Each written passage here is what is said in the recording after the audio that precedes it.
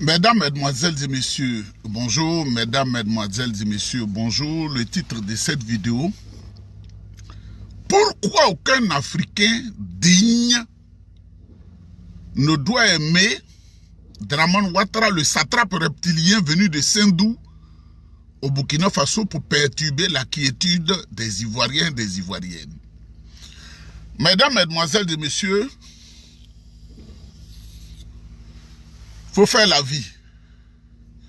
Faut faire la vie parce que le jour c'est fini, c'est fini. Je voudrais vous saluer chaleureusement. Vous voyez, avant de développer le thème de ce matin, je voudrais vous dire simplement de m'aider à saluer Steve Beko, le jeune communicant du PPACI. Ils ont envoyé le procureur Kone Braman Daman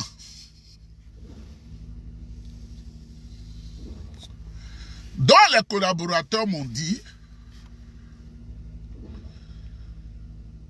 qu'il est très fâché avec moi. Dites-lui qu'il ne peut rien. On ne prend pas le ressortissant d'un pays étranger pour l'envoyer en Côte d'Ivoire. Ce n'est même pas possible. Kone Braman, le daman de la nature, le daman des eaux, et le damné de sur la surface de la terre. Je n'ai aucun papier ivoirien. J'ai renoncé à la nationalité ivoirienne. Peut-être que je vais l'acquérir après. Ça, je vous le dis, j'ai renoncé. Parce que je ne peux pas me considérer comme citoyen du satrape reptilien du même pays que quelqu'un commande à la personne de Dramane Ouattara. Je voudrais saluer et transmettre cette vidéo au jeune Steve Beko. Parce qu'il y a des gens au parquet qui m'ont dit beaucoup de choses que je ne vais pas exposer. Steve Beko, le procureur venait t'écouter avec la complicité de certaines personnes qui allaient te poser des questions, on allait t'attraper. Tu es très intelligent. Ils veulent museler l'opposition, donc ils allaient t'attraper. Comme ils ont attrapé de manière arbitraire le ministre d'État Lida Kwasi, que je voudrais saluer. Il a été mon professeur à l'université d'Abidjan, dans mes débuts de formation à l'université d'Abidjan. C'est lui qui m'a interrogé le jour où je faisais la licence.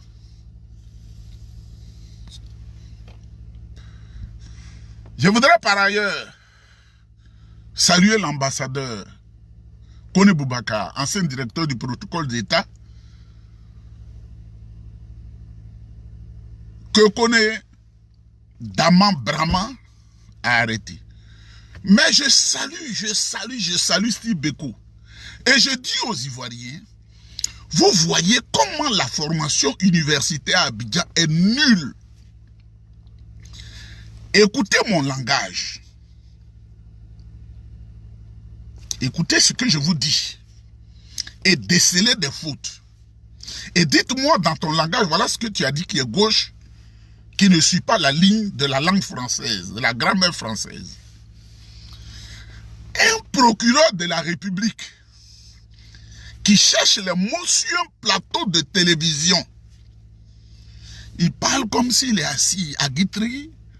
Je ne dis pas que ceux qui sont en Guitry ne parlent pas le français. Comme s'il est dans les possessions ancestrales de mes grands-parents qu'on appelle Gadon, 3000 hectares, non, qu'est-ce que je dis, 30 000 hectares, comme s'il est métaillé agricole dans cette zone-là. C'est un procuraillon. Quand il écrit, trop de fautes et de contradictions dans ce qu'il écrit. C'est pourquoi je dis, quand tu as étudié le français, ou tout ce qui se rattache au français, et que tu n'as aucune notion de la langue latine, c'est-à-dire le latin, tu es passé à côté de la planche.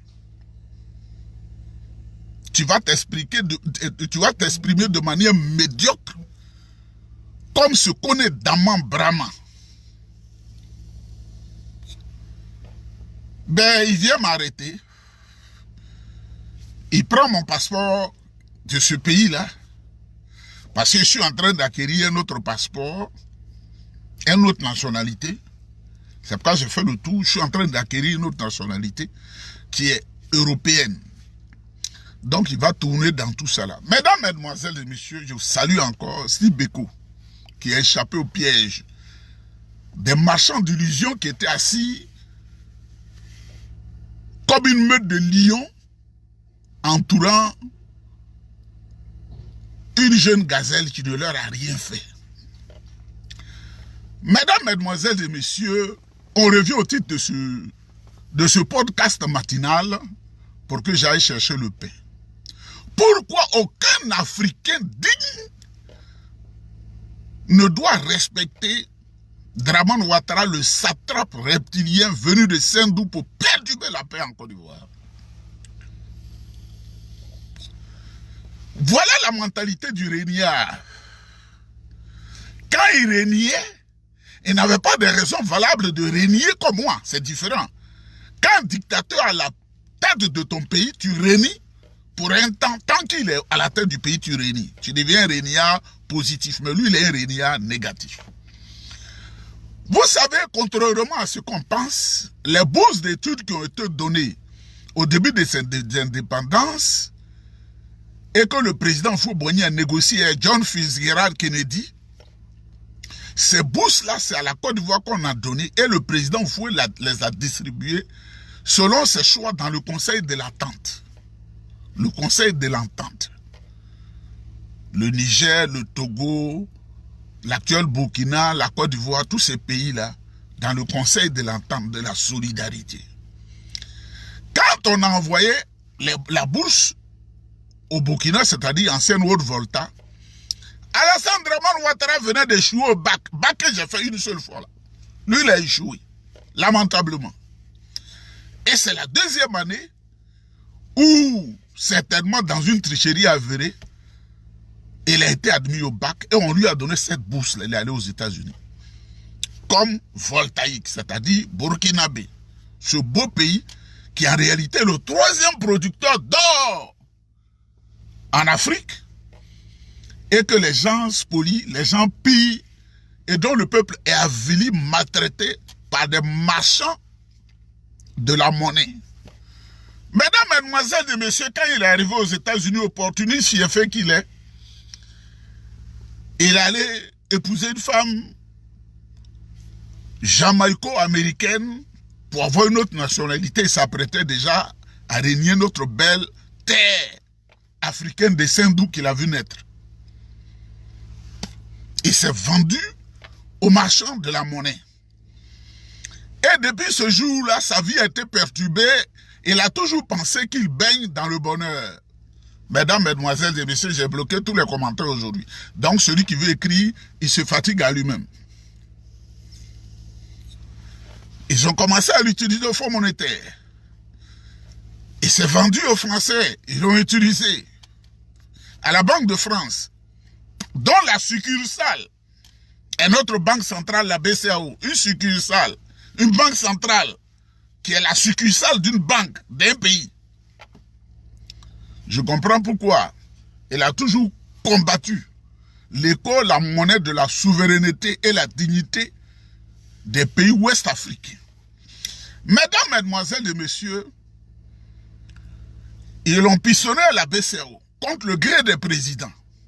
Il était là-bas quand ils ont commencé à faire du chantage au président Houphouët-Boigny qui, dans sa vieillesse, avait estimé que les Toubabs nous avaient trop volé. C'est Alassane Ouattara qu'on a pris pour envoyer en Côte d'Ivoire. Quand il est venu, lui, la seule chose qu'il connaît dans l'économie, c'est la privatisation. La privatisation n'est pas une panacée. Il vend, il rachète avec ses amis. Le secteur de l'eau allé dans la main a échappé à la Côte d'Ivoire. Le secteur de l'électricité a échappé à la Côte d'Ivoire.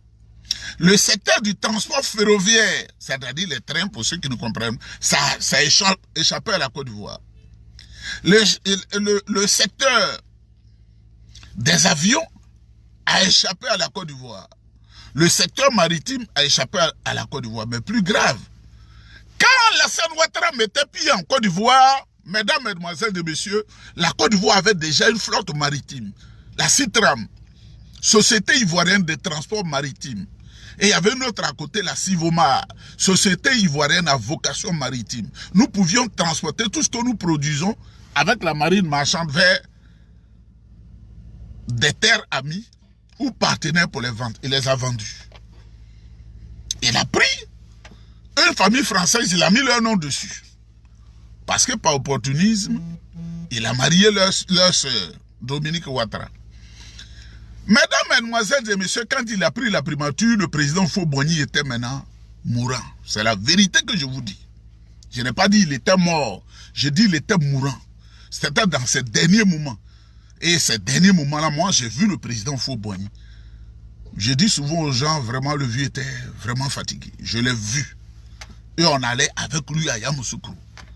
Alassane a tout pillé, il a tout volé. Pillé systématiquement.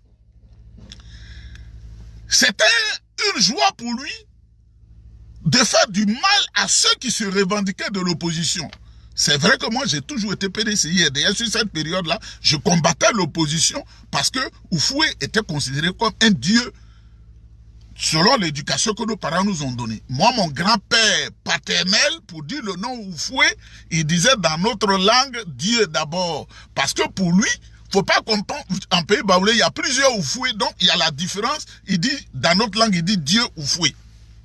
Nyonsoi, Foufoué. Ou bien dit Lago, Foufoué. Là, c'est la différence, c'est leur leader, là. Sinon, il y a trop de Foufoué là-bas. Lui, il disait Foufoué. Il disait pas Oufoué, mon grand-père paternel. Le vieux Paul. Mesdames, mesdemoiselles et messieurs, quand le président Oufoué meurt, pourquoi on ne peut pas aimer Alassane Ouattara? Il met un stratagème en place pour violer l'article 11 de la Constitution qui conférait le pouvoir d'État au dauphin constitutionnel, selon l'article 11, bien sûr, le président de l'Assemblée nationale, Henri Konan Bédié. Il a manipulé l'armée, il a manipulé Guy Robert. Guy Robert a refusé. Il est allé chez Fologo, ancien secrétaire général du PDCI-RDA, le ministre Fologo. Fologo a refusé. Mais comme je ne veux pas mentir, il ne faut pas dire des choses et sauter des étapes. Notre papa, le président Yassé Philippe, a joué son jeu. Quand ils ont raté cette phase-là, en 1994, ils sont allés chez Yassé, ils ont créé le RDR. Alassane Ouattara a endormi le président Laurent Gbagbo qui était secrétaire général du RPI. Ils ont créé le Front républicain.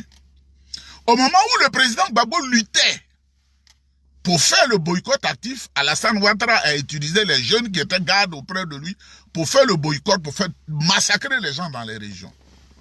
On devait comprendre déjà que ce faux type-là, il allait faire plus mal. Il a commencé à dénigrer la Côte d'Ivoire. On ne peut pas t'aimer, dénigrer la Côte d'Ivoire. La caisse de stabilisation de soutien des prix de production agricole que notre grand-papa Marcel Lebou a dirigé avec dextérité et intelligence, c'était des gens intelligents, des gens sages parce qu'ils n'étaient pas des intellectuels. Auprès d'Oufoué-Boigny, Alassane a gâté ça, il a dit au Fonds monétaire de gâter cette assiette-là, cette assiette agricole de soutien dans les mains du président Bédié. Il n'a pas fini. Hein. Il dit, je vais mélanger ce pays, ce gouvernement, et les Ivoiriens vont souffrir. Je combattrai ce pays. Il a fait un coup d'État. Ceux qui étaient dedans, ce sont ses gardes de corps. On les connaît. Quand ils ont fait le coup d'État, lui par l'info, lui Aboulaye Coulibaly, les IB, tous ceux-là, il s'est caché derrière Guy Robert pour faire croire que ce ne sont pas eux. Mais Guy Robert est éclairé, et c'est pourquoi, quand Guy est tombé, j'avais compris très tôt, tout petit, c'était en 2000, je suis allé le saluer, j'ai dit, papa, tu avais compris. Et Gbagbo a pris le pouvoir. Alassane Ouattara, elle a créé une autre situation de Chani à Yopougon en ramassant les corps de ceux qui avaient été et celles qui avaient été abattus par la soldatesque de Guy Robert sous la direction de Boka Yapi. pour faire un faux film qu'on appelle Côte d'Ivoire poudrière identitaire. C'est Alassane Ouattara qui a envoyé la carte de séjour en Côte d'Ivoire. Les Burkinabés qui nous ont aidés à construire le pays avec les autres peuples. Ils savaient qu'on était dans le Conseil de l'Entente et il y avait des clauses inviolables. En 1964, le président Houphouët-Boigny lui a dit le Burkinabé aide à construire notre pays. Donc un Burkinabé en Côte d'Ivoire, il est chez lui. Parce que c'était le même pays, le Burkina. Alassane Ouattara allait gâter la cohésion. Il a mis la carte de séjour. Il est passé en arrière pour blaguer nos parents du Nord, pour les amadouer, pour dire qui crée la charte du Nord avec pour soutien principal Alpha Blondy qui a chanté dans un pays quand il y a plusieurs ethnies et qu'une seule ethnie monopolise le pouvoir, et ainsi de suite, ainsi de suite, ainsi de suite. Alpha Blondy qui est devenu mieux communicable aujourd'hui. Ce que je dis là, c'est vrai. Quand le président Gbagbo prend le pouvoir, en janvier 2001, Alassane Ouattara, il envoie la Mercedes noire, sans oublier que en septembre 2000 déjà, il avait tenté d'assassiner Guy Robert. Lui, c'est le sang qui est dans ses yeux, c'est un démoniaque, un satrape reptilien. Mais Gbagbo, qui était un homme très intelligent, les gens lui ont conseillé d'abattre la Mercedes. Mais il avait l'information, on lui a dit ce sont des jeunes Ivoiriens qui sont cachés au Burkina, qui font ces bêtises-là. Faut pas tuer les enfants. Et le président Gbagbo ne les a pas exécutés. Ils sont allés se préparer, ils ont manipulé un des nôtres. Soro Guillaume qui était étudiant, un très jeune étudiant, certainement frustré à cette époque-là, je ne le justifie pas, et ils ont planté un poignard dans le dos de la mère patrie, la Côte d'Ivoire, 19 septembre, la nuit du 18 au 19 septembre 2002. Alassane Ouattara ne s'arrêtera pas là. Il va utiliser Chirac pour contraindre le président Henri Konan Bédié à aller dans un soi-disant RHDP. Le président Bédié, selon les rapports que j'ai eus, il n'était pas content. Mais les contraintes, les pressions, le président Bédié a dit c'est des choses qu'on peut rattraper. C'est Alassane Ouattara qui a tué les gens en 2011. Il a tué même mes parents dans ma région. De Grand Laou jusqu'à la porte de San Pedro, là-bas, 802 personnes en une seule journée, le 3 mai 2011. Et il est passé par là. Il avait déjà tué les ouais. Ça ne suffit pas.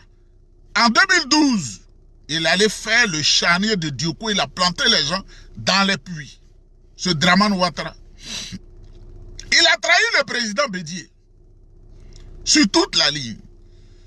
On arrive en 2020. Ce satrape reptilien venu de Saint-Dou a utilisé tous les appareils pour massacrer les Ivoiriens sur toute la ligne. Est-ce qu'ils étaient 500, 800, 1000 à mourir? C'est Alassane Ouattara seul qui le sait, devant Dieu. Et cet homme-là, qui est un homme qui n'a jamais respecté sa parole, parce que lui, son âme est opposée à la vérité. Un homme de contre-vérité opposé à la vérité. Alassane Ouattara, c'est le même qui aujourd'hui sévit, il dit qu'il va à un 4e mandat. Et qui n'écoute le conseil de personne. Mesdames, mademoiselles et messieurs, cet homme-là, il faut qu'il dégage de la tête de notre pays. On n'a pas besoin de lui. Le vil servant des intérêts au-delà de l'Afrique. Lui ne sert pas l'Afrique, mais il sert des intérêts cachés au-delà de l'Afrique parce qu'il n'est pas fier d'être africain. Mesdames, mesdemoiselles et messieurs, ce monsieur-là, aujourd'hui, à cause de lui, les Burkinabés ne dorment pas bien. Ils sont inquiets. Les attentats se multiplient chaque jour. À cause de Dramane Ouattara, les Maliens ne dorment pas bien. Les attentats tous les jours, c'est un jeu pour lui de tuer les gens. À cause de lui, les Nigériens ne dorment pas bien. Et il a défiguré la CEDEAO. Ce satrape reptilien venu de Saint-Dou, qui est un malade ambulant, qui tombe à tout moment. C'est lui qui est en train d'arrêter tous les leaders de jeunesse du PDCI-RDA qu'il a incarcéré, on ne sait pas où ils sont. Et c'est lui qui est en train d'arrêter tous les leaders du PPACI et qui menace même l'intégrité physique, pour ceux qui ne comprennent pas, la vie du président Laurent Gbagbo. Mesdames, Mesdemoiselles et Messieurs, Alassane Ouattara, c'est simplement un démon. Il y a des gens parmi nous, dans la recherche effrénée de l'argent, qui deviennent des démons. Et Alassane Ouattara est un démon. Excusez-moi. Oui, mais allez au glacier. Allez au glacier. Allez au glacier. Oui, oui, allez au glacier. Moi, je veux au travail. Allez au glacier. Allez-y. Non. 60 $, c'est bon. C'est tout. Merci. Donc, mesdames, mesdemoiselles et messieurs, je dois parler aux fillettes là, qui m'enquiquinent, qui me regardent comme un assiste à Alassane Ouattara dansant diaboliquement au stade de Bimpe. Une danse que je n'ai jamais vue. On ne danse plus pour aller en avant, on danse pour venir en arrière. Alassane, lui, quand il danse, moi, j'ai été un grand danseur à un moment donné de ma vie, mais lui, quand il danse, il ne va pas devant, il danse comme un vieux remorque de 1927. Que Dieu vous bénisse, on est ensemble, on aura le temps de parler, on est ensemble.